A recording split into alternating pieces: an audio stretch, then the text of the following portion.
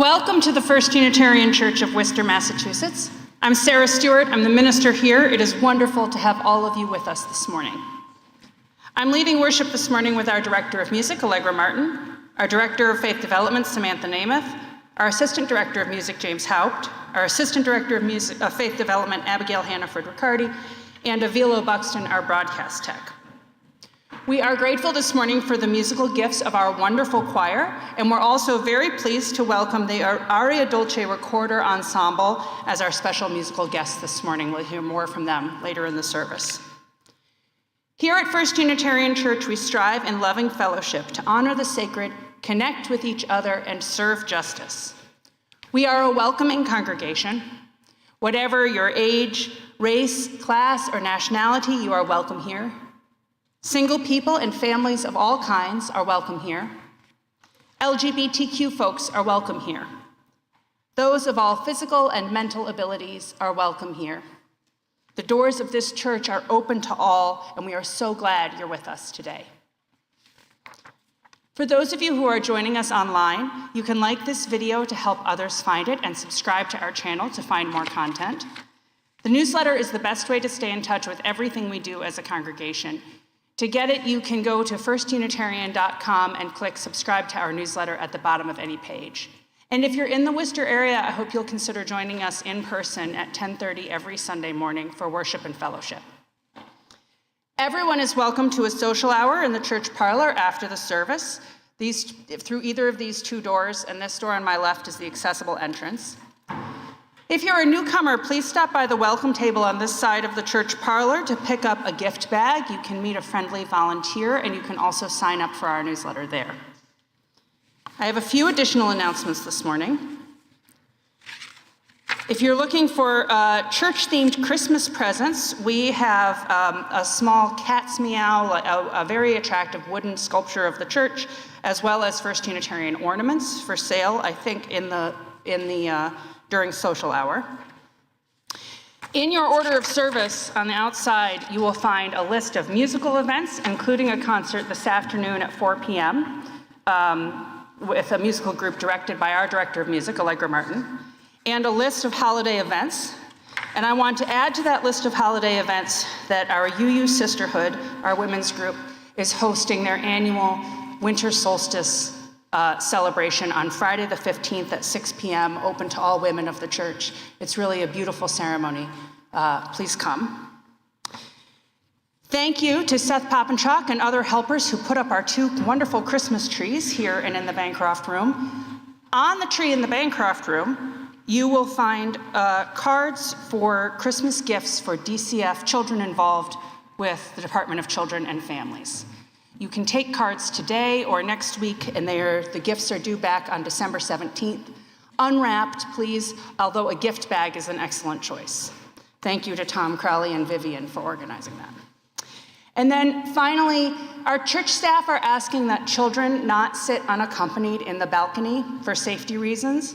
So parents or guardians are welcome to go upstairs to be with children, or children, you can come downstairs and sit anywhere you like on the ground floor. This is the day the Lord has made. Let us rejoice and be glad in it.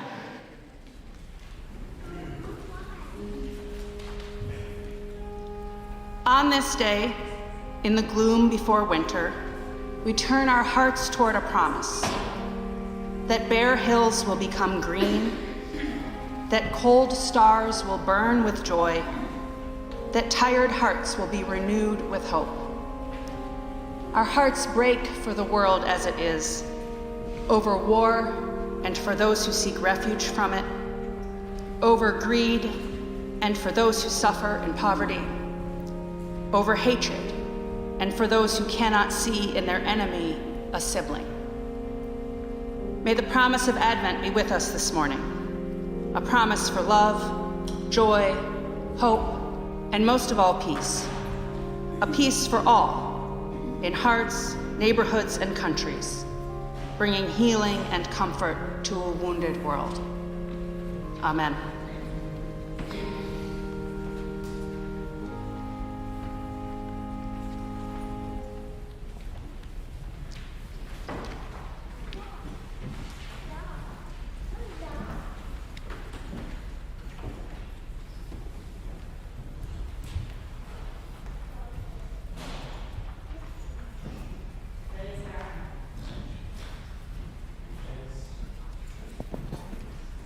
Today is our first day of Advent, and I'm thrilled to have the Deprez-Harrington family here.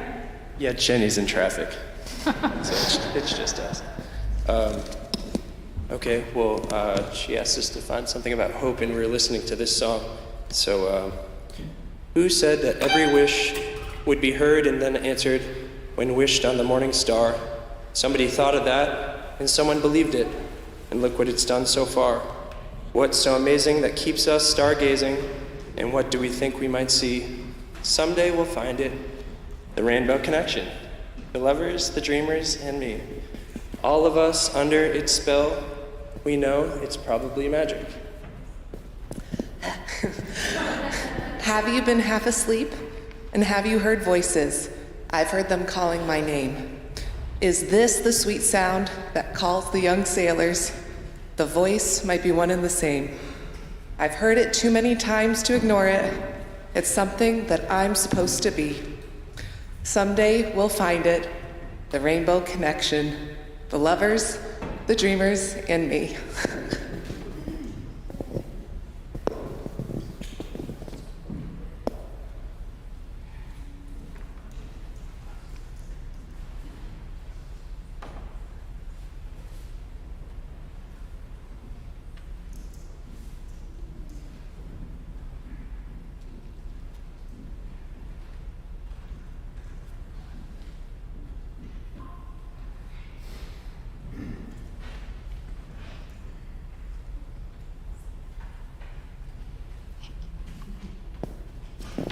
And now Harrison is going to come down and light our chalice for us.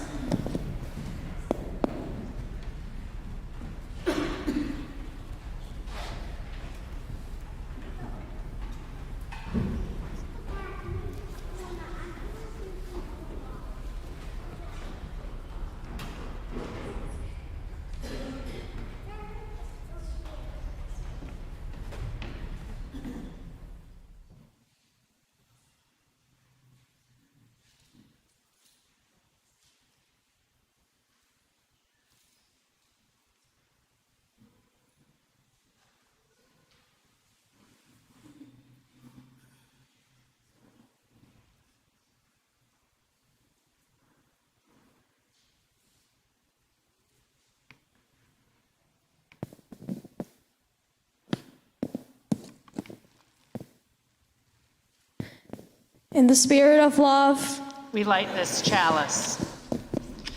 Please join me in renewing our covenant with the words printed in your order of service or appearing on your screen. Please rise and bow to your spirit as well. In the love of truth and in the spirit of Jesus, we unite for the worship of God and the service of all.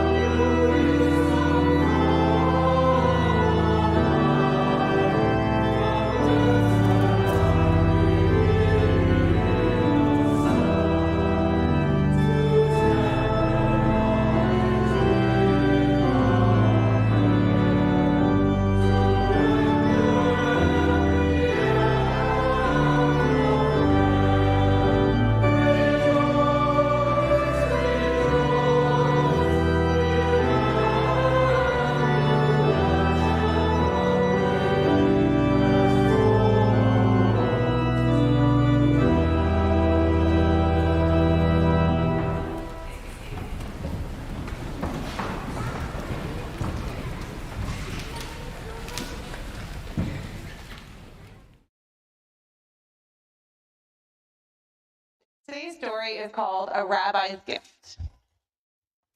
A monastery had fallen on hard times. It was once part of a great order which, as a result of religious persecution, lost all of its branches. It was decimated to the extent that there were only 5 monks left in the mother house, the abbot and 4 others, all of whom were 70. Clearly, it was a dying order. Deep in the woods surrounding the monastery was a little hut that the rabbi from a nearby town occasionally used for his hermitage. One day, it occurred to the abbot to visit the rabbi and to see if he could offer any advice that might help save the monastery. The rabbi welcomed the abbot and commiserated. "I know how it is," he said. "The spirit has gone out of the people. Almost no one comes to the synagogue anymore." So the old rabbi and the old abbot wept together and spoke quietly of deep things. The time came when the abbot had to leave. They embraced. "It has been wonderful being with you," said the abbot, "but I have failed in my purpose for coming. Have you no piece of advice that might save the monastery?" "No, I'm sorry," said the rabbi. "I have no advice to give. The only thing I can tell you is that the Messiah is one of you." When the other monks heard the rabbi's words, they wondered what possible significance they might have. The Messiah is one of us?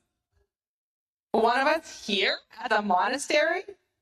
Do you suppose that he meant the abbot? Of course, it must be the abbot, who has been our leader for so long. On the other hand, he might have meant Brother Thomas, who was undoubtedly a holy man. Certainly, he couldn't have meant Brother Elrod. He's so crotchety. But then Elrod is very wise. Surely, he could not have meant Brother Philip. He's too passive. But then, magically, he's always there when you need him. And of course, he didn't mean me. Yet, supposing he did. Oh Lord, not me. I couldn't mean that much to you. Could I? As they contemplated in this manner, the old monks began to treat each other with extraordinary respect, on the off chance that one of them might be the Messiah. And on the off chance that each monk himself might be the Messiah, they began to treat themselves with extraordinary respect. Because the forest in which the monastery was situated was beautiful, people occasionally came to visit the monastery, to picnic, or to wander the old paths, most of which had led to the dilapidated chapel. They sensed the aura of extraordinary respect that surrounded the 5 old monks, permeating the atmosphere. They began to come more frequently, bringing their friends, and their friends brought their friends. Some of the younger men who came to visit began to engage in conversation with the monks. After a while, one asked if they could join. Then another, and another. Within a few years, the monastery became once again a thriving order. And, thanks to the rabbi's gift, a vibrant community of light and love.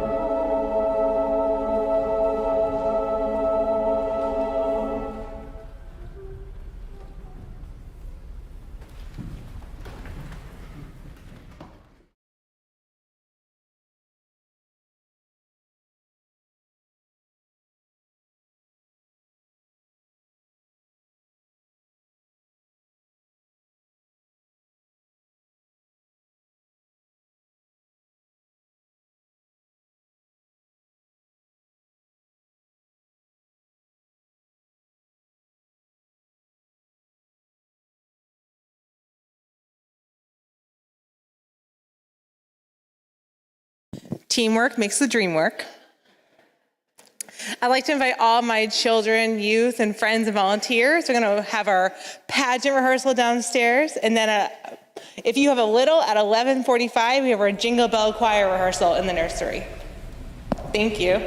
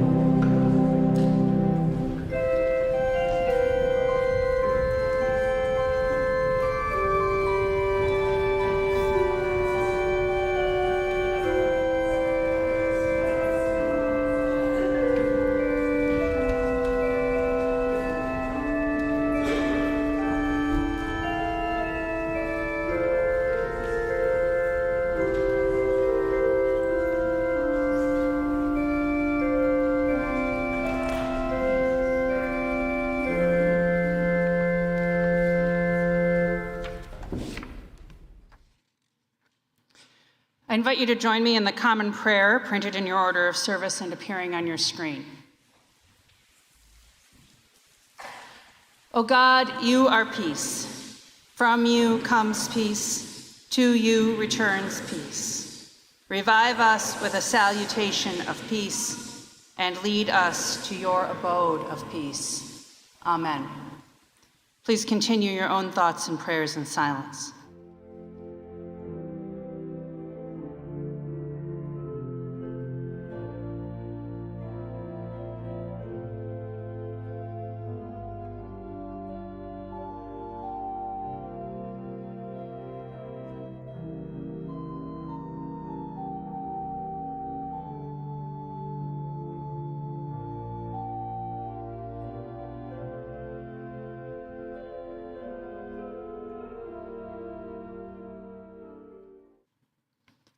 In this time of prayer and meditation, we share the joys and sorrows of our church with one another. We light a candle in honor of International Day of Persons with Disabilities. And Fran Morier lights a candle of memory for Charlotte Hobby Morier, who left us on Thanksgiving, having also been born on Thanksgiving. These prayers of memory and dignity are with us in our hearts. We know there are those joys and sorrows which go unspoken among us, and so we reach out to one another as we say together the 23rd Psalm, with the words printed in your order of service. The Lord is my shepherd, I shall not want. He makes me lie down in green pastures. He leads me beside still waters. He restores my soul. He leads me in right paths for his name's sake. Even though I walk through the valley of the shadow of death, I fear no evil, for you are with me.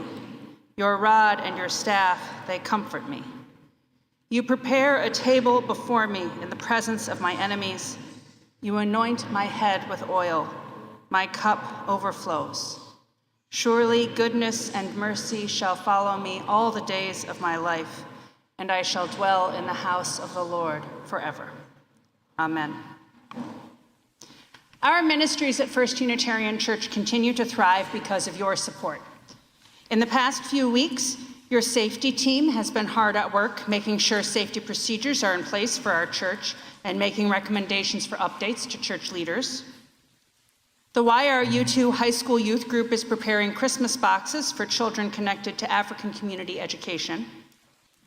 And volunteers have hung a new art exhibit in the Merritt Gallery upstairs in the chapel, which you can see anytime, including during next week's Hanukkah party, which will be held upstairs. The ushers will receive this morning's offering, or you may scan the QR code in the order of service. If you're online, you can text the number on your screen or go to firstunitarian.com and click Give Online at the top of any page. I invite your generous contributions for the good work of First Unitarian Church.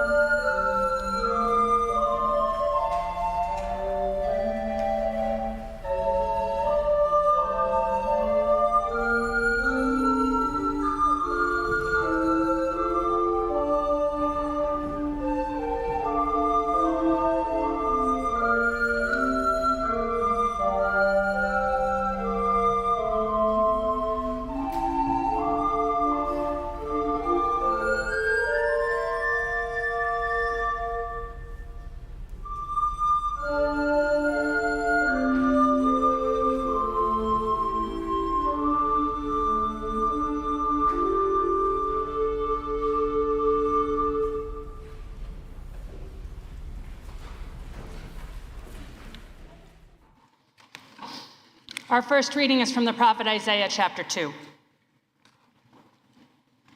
In days to come, the mountain of the Lord's house shall be established as the highest of the mountains, and shall be raised above the hills. All the nations shall stream to it.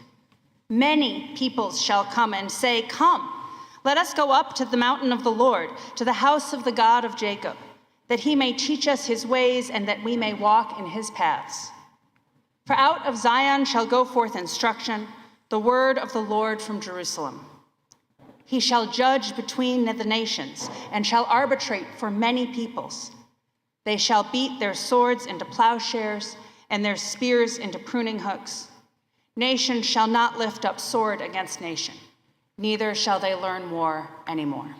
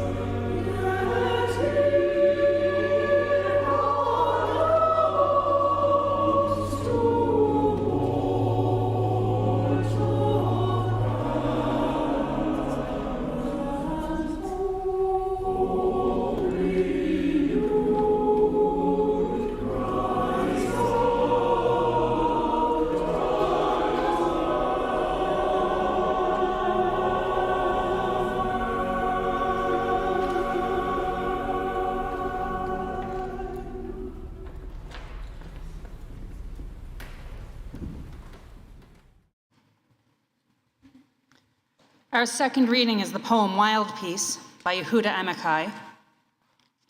Amichai was an Israeli poet, one of Israel's most honored poets, who died in the year 2000. Wild peace. Not the peace of a ceasefire, not even the vision of the wolf and the lamb, but rather as in the heart when the excitement is over and you can only talk about a great weariness. I know that I know how to kill. That makes me an adult. And my son plays with a toy gun that knows how to open and close its eyes and say, "Mama." A peace without the big noise of beating swords into plowshares, without words, without the thud of the heavy rubber stamp. Let it be light, floating like lazy white foam. A little rest for the wounds. Who speaks of healing? And the howl of the orphans is passed from one generation to the next, as in a relay race. The baton never falls. Let it come like wildflowers, suddenly, because the field must have it. Wild peace.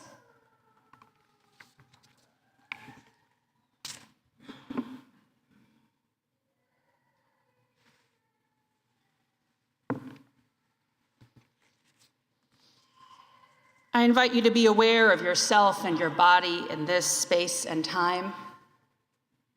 Be present here in the sanctuary. Be aware of the gray rain outside and the traffic problems that made it hard to get to church this morning. The presence of children in our sanctuary and preparing for our pageant downstairs. That beautiful music echoing in our ears. Be present to whatever you're carrying in your heart, whatever is there now. Joy, peace, worry, sorrow, memory, regret, hope. I invite you to take a deep breath with me and be here now.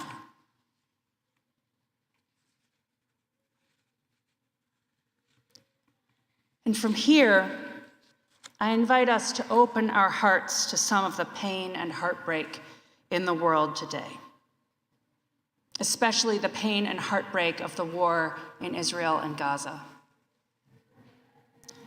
We're sending our hearts to Burlington, Vermont, where 3 students of Palestinian descent were shot and injured on November 25th. Our hearts are with them in their recovery, with their families, with a community shaken by hate. And we send our hearts to American communities roiled by anti-Semitism, including here in Massachusetts, where anti-Semitic incidents were at an all-time high in 2022. And from here, we send our hearts to Israel and Gaza, still in the midst of a brutal war, after a tender and brief ceasefire earlier this week. In the face of violence, we mourn. We mourn 1,200 Israelis killed in Hamas's attack on October 7th. We mourn with the families of 140 people who are still held hostage in Gaza. We mourn with 1.5 million Palestinians displaced from their Gaza homes and more than 15,000 people killed in Israel's response.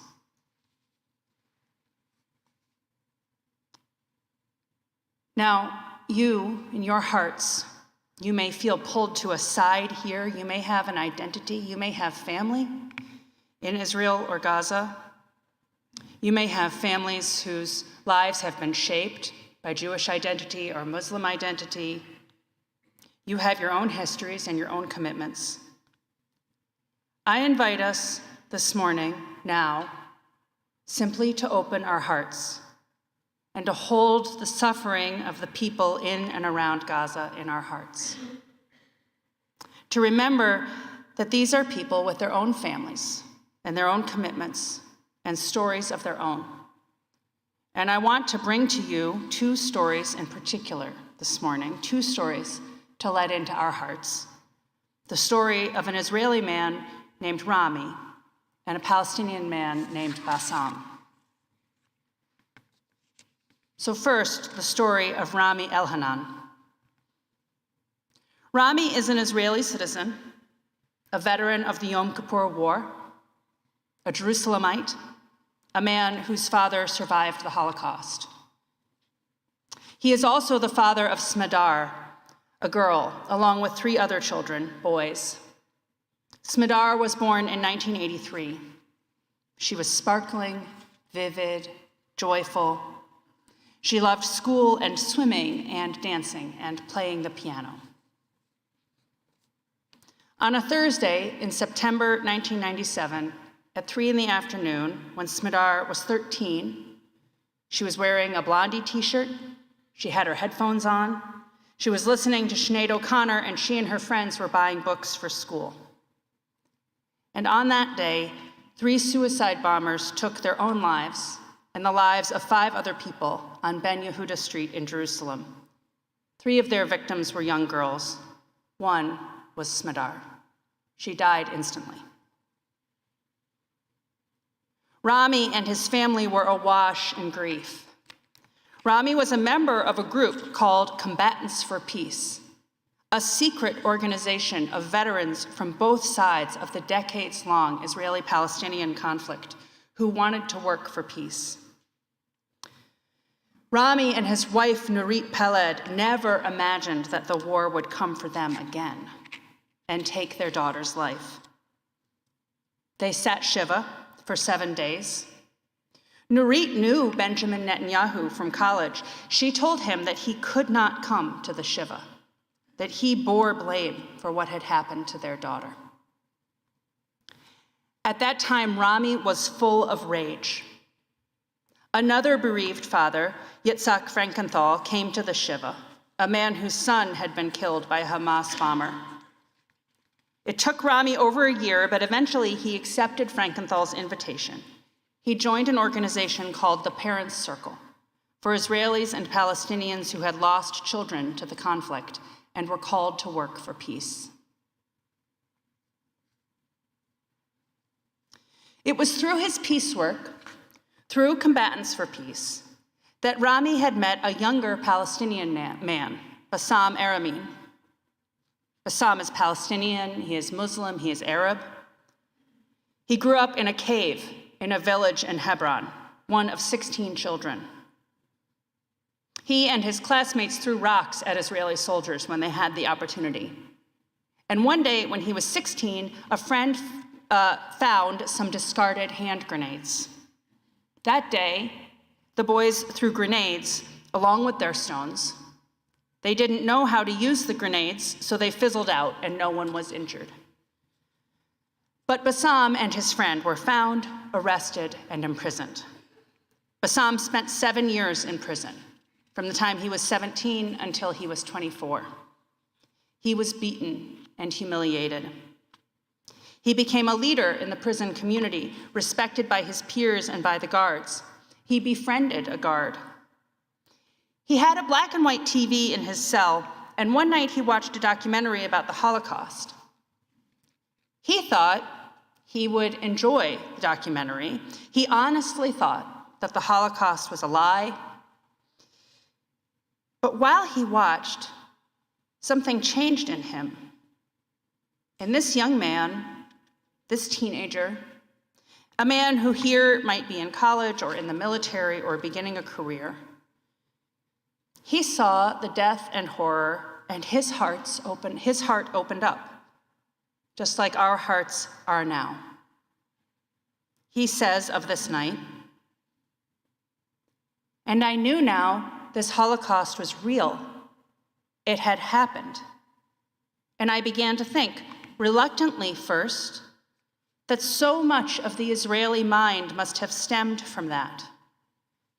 And then I decided to try to understand who these people really were, how they suffered, and why it was that in 48 they had turned their oppression back on us again and again, stole our houses, took away our land, gave us our catastrophe. We, the Palestinians, became the victims of the victims. I wanted to understand more." End quote. So Bassam was open-hearted when he had the opportunity to form Combatants for Peace with Rami's son, Alik. Through Alik, he met Rami, and Bassam and Rami became friends. So they were already friends, this unlikely pair, a veteran of the Israeli army who had lost a daughter in a bombing, and a former stone thrower and prisoner. They were already friends when Bassam's daughter, Abir, was killed by an Israeli soldier shooting a rubber bullet from a Jeep as it drove through her West Bank neighborhood. Abir was 10 years old. She loved to draw. She was an excellent student, especially in learning English. During recess at her school, the children were allowed out into the neighborhood, and Abir and a friend went to buy candy. She bought herself a candy bracelet, and then they went back to school.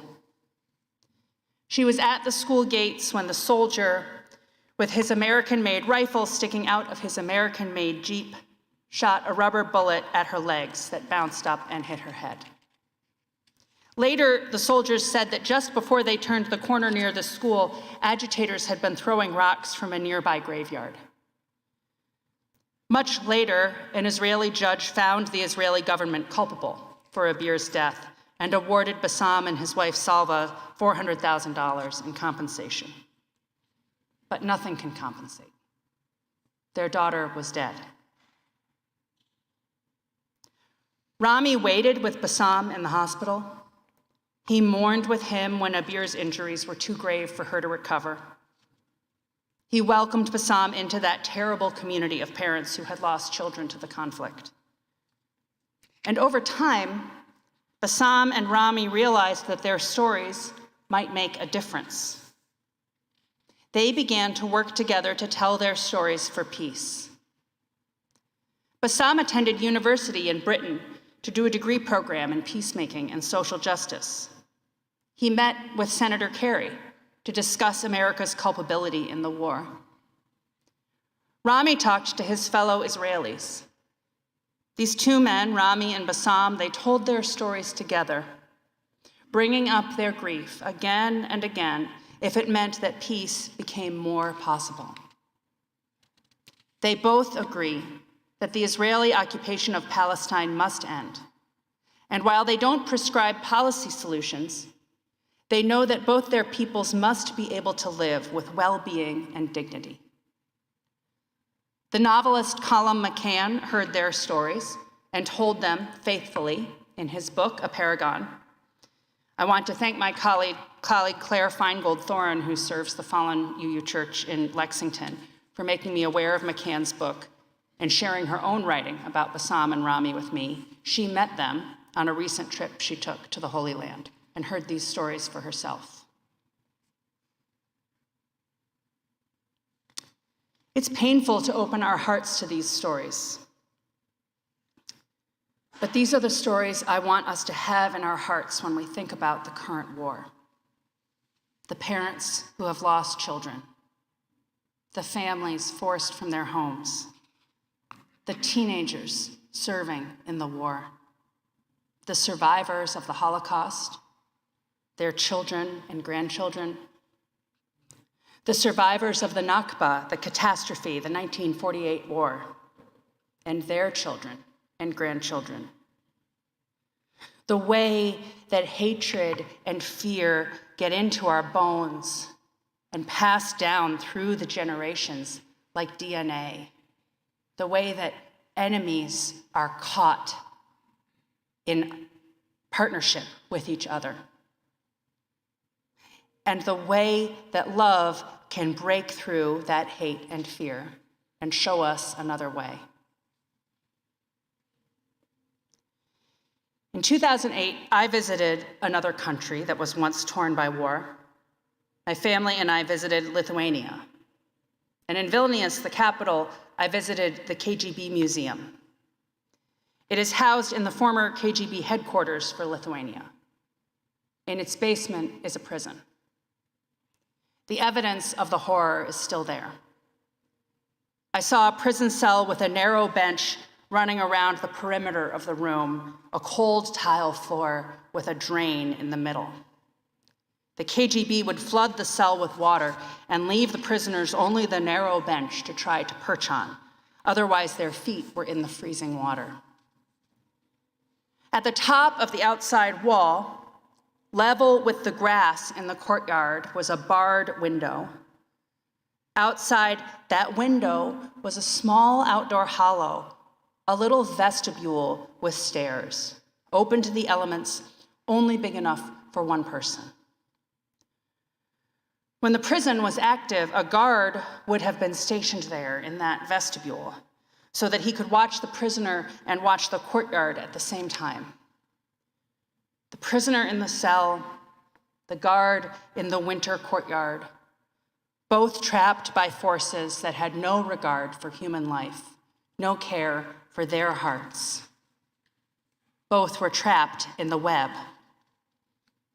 And we can hope that both had the power to recognize each other as human beings and decide there is another way forward besides hate.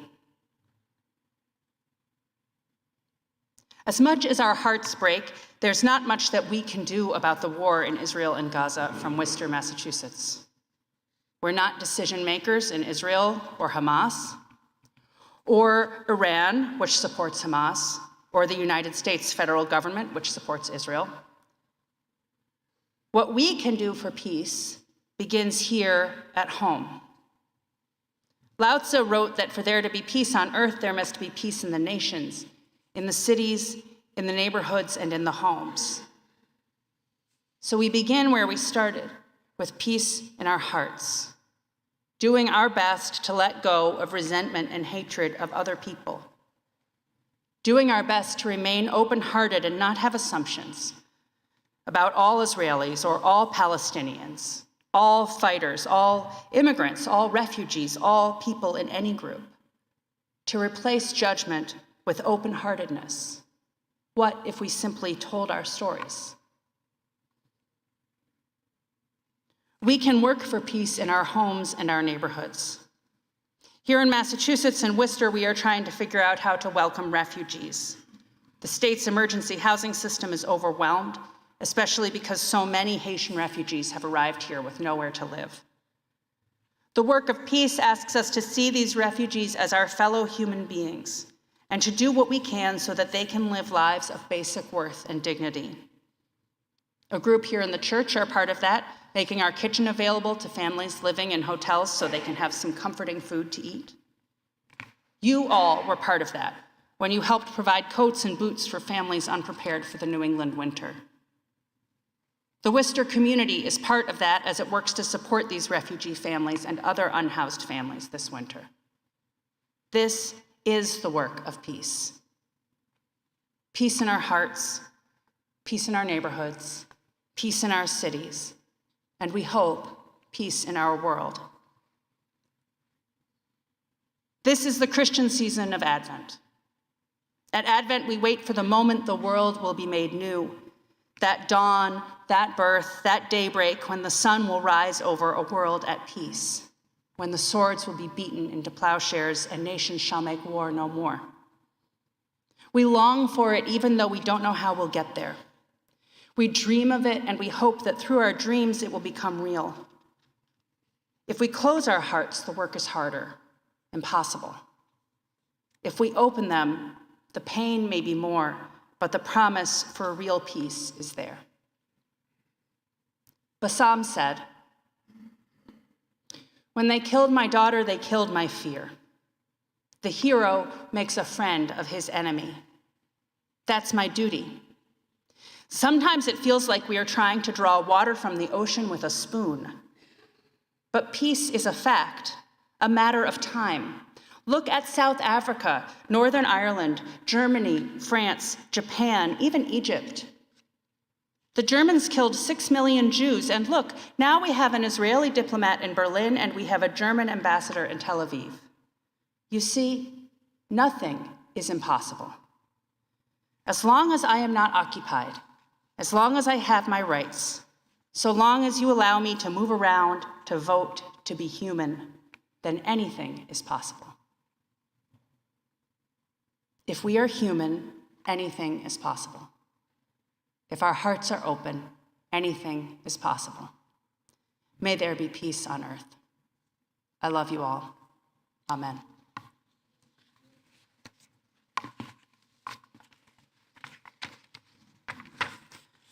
Our closing hymn is number 95 in your gray hymnals. There is more love somewhere. Please rise and body your spirits.